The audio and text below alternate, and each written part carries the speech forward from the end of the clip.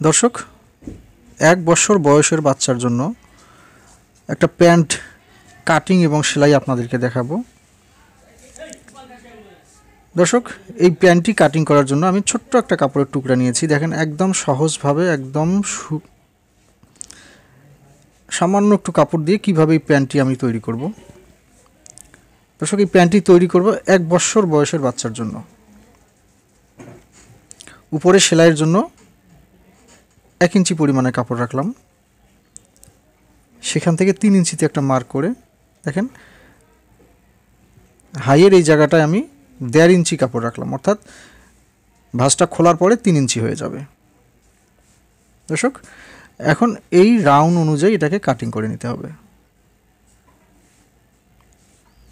দর্শক, এখন পাটটাকে আলাদা করে নিতে হবে। দর্শক, আমি একদম সহজভাবে আপনাদেরকে বুঝিয়ে দেওয়ার চেষ্টা করব। দুটো পার্ট হাইয়ের মধ্যে সেলাই দিয়ে জয়েন করে নিলাম।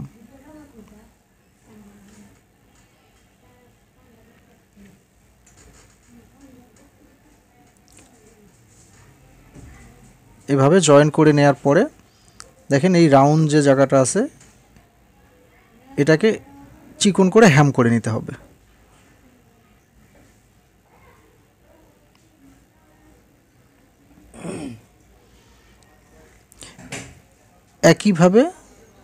একইভাবে অপর সাইডেও আমি হ্যাম করে নেব।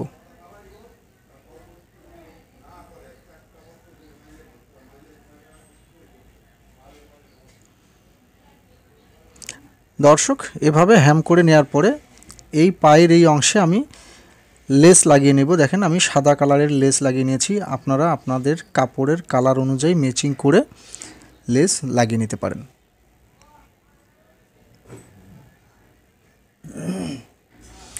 দর্শক, যারাই আমার ভিডিওটি দেখছেন, ভিডিওটি সম্পূর্ণ দেখার পরে ভালো লাগলে অবশ্যই চ্যানেলটি সাবস্ক্রাইব করা না থাকলে সাবস্ক্রাইব করে নেবেন এবং পাশে থাকা বেল আইকনটি অন করে দিবেন আমার পরবর্তী ভিডিওর নোটিফিকেশনের জন্য। দর্শক, একইভাবে দুই পাশেই আমি লেসটাকে লাগিয়ে নিলাম।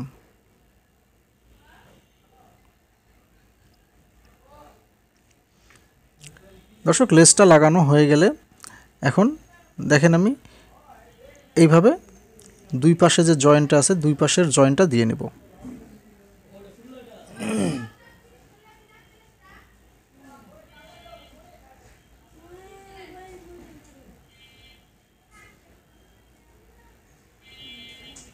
অপর পাশেও সেলাইটি দিয়ে নিব।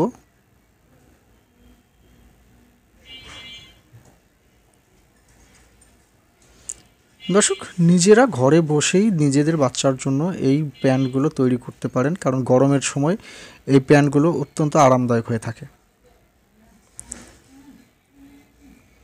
ইলাস্টিক লাগানোর আগে উপরের অংশে একবার একটা মুড়িয়ে দিয়ে কাঁচা মাথাটা মুড়িয়ে একটা সেলাই দিয়ে নিতে হবে।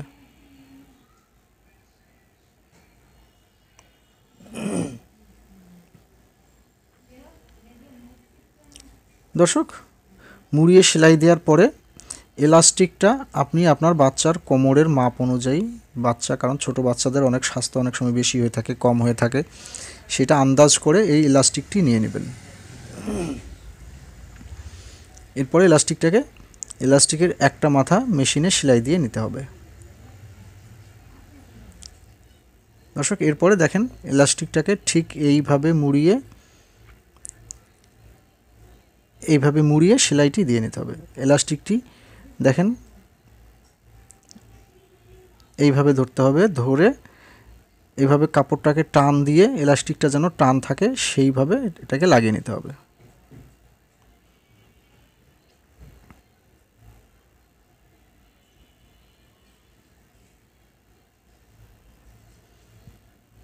দর্শক, আজ এ পর্যন্তই। আবারও দেখা হবে নতুন কোনো ডিজাইন নিয়ে, নতুন কোনো